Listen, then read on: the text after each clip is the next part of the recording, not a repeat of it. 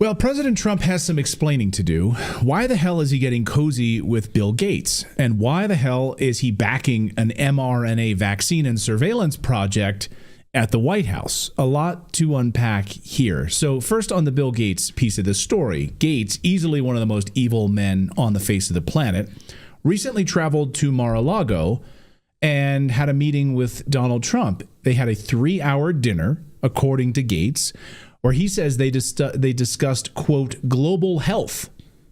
Remember, Gates isn't a doctor. He steals software from people and puts his name on it. He was caught having dinners with Jeffrey Epstein. He's not a doctor. Why the hell is he sitting down with President Trump for 3 hours? He makes billions of dollars off of these vaccines pushed on populations around the world, specifically in Africa. Wait. This dinner happened since the inauguration? This 3-hour dinner? It happened right before the inauguration. Yeah. Okay, all right. This is, for whatever reason, an important distinction to me. Yeah. So remember, Gates isn't a doctor. He makes billions of dollars off of these vaccines pushed on these populations around the world, specifically in Africa, low-income areas, unwitting populations that don't have access to the internet and social media where they can jump on and say, hey, my mom died of this thing that Bill Gates was handing around in our village here. You're fine. Then suddenly Trump, after this meeting, Trump suddenly pulls out of the World Health Organization, which I'm all for it, which is the same thing, though, that he did back in 2020.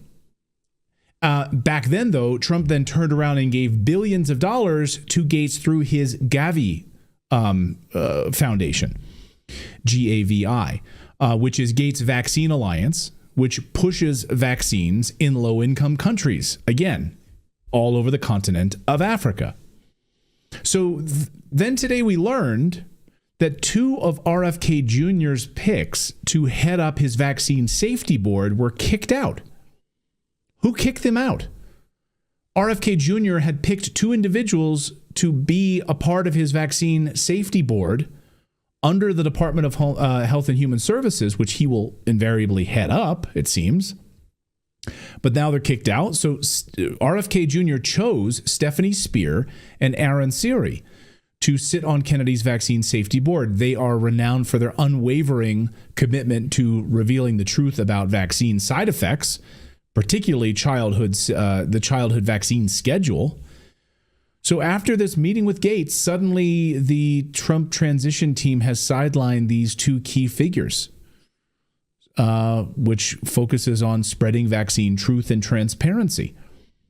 Well, according to reports overnight, they were reportedly stripped of their advisory roles because of their positions on vaccine safety.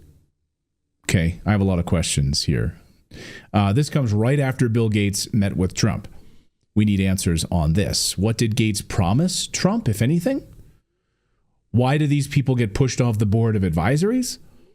RFK chose these people. Why did Trump or his team remove them after meeting with Gates? To me, the removal of Stephanie Spear and Aaron Siri represents a big setback on vaccine safety policy. Again, just so you understand, they collaborated closely with Robert Kennedy, specifically on child vaccine schedule. And that's one of the big things that RFK Jr. has been talking about extensively is this vaccine schedule that, like, when he was a child, there was like 2 or 3 vaccines. Now we've got 30, 40 of them on this childhood vaccine schedule.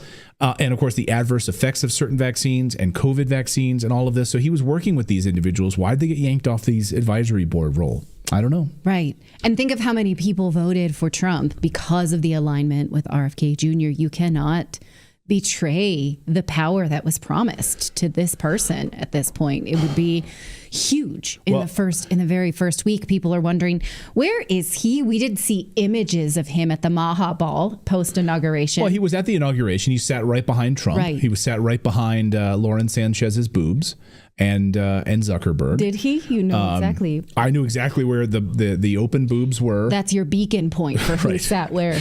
It's like a beacon of hope in the world. Okay. Like a lighthouse in the fog, if you will. And you're right. So Rain Hazelton here in our chat says RFK is the only reason I voted for Trump. Christine Miller says I love RFK. And exactly. And of course, yeah. And someone says, just ask Whitney. Well, exactly. I mean, Whitney Webb has been all over this. And she's going to join us next week on the show. She messaged me today. She's publishing a big piece that's not out yet. So we're going to have her on the show next week. I mean, one of the things he said was that on January 20th, 2025, which was 2 days ago, that the United States government would make an advisory notice that fluoride should not be put in any municipal water. That's 48 hours late. I'm waiting for that. So, these are some things that we're just worried. Has his influence and promise slipped at this point? And well, maybe RFK is just sitting back. Hey, it's President Trump's moment. Like, I don't need to get out and, because none of these people are really, other than Tom Homan, really going out on television and making speeches right now. It's not President Trump's moment. It's our moment for the things that we voted for. And we have, I get it. But if you are a part of an administration, and by the way, he hasn't even been confirmed yet as head of HHS. So he's still awaiting. We know internally there's been a moratorium on interviews. So you're not going to see Pam Bondi doing interviews. You're not seeing these other cabinet picks doing any kind of interviews right now. They've basically said no interviews until they're basically confirmed by the Senate. Mm-hmm. So they've been on lockdown. Border czar Tom Homan doesn't need a Senate confirmation, and he's been out all over television, of course, going on the border policies they've unfolded over the last 48 hours. But yeah, RFK Jr. has been quiet. He was at the inauguration, but I want answers. And if we have a chance to sit down with RFK Jr. after he's confirmed, I would love to know why these people were kicked off the advisory board. Will he tell us the truth about it? Anyway.